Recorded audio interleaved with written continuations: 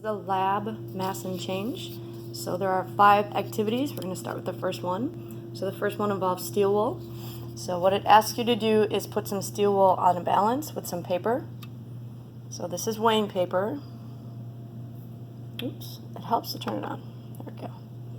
So turning on the balance.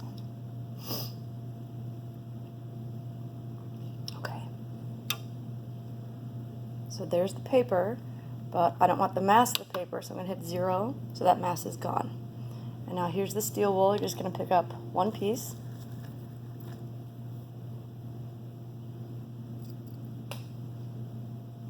And you can record the mass.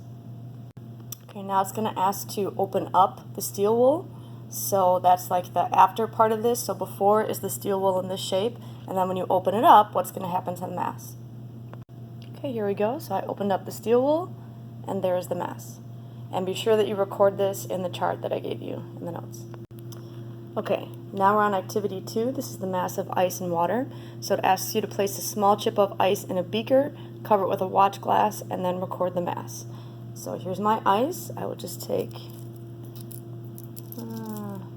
this piece. Oops. Let's get this piece. So one piece of ice, small beaker, cover it with a watch glass, and then put it on the scale. So I'm going to hit 0 to make sure there's no weight on here.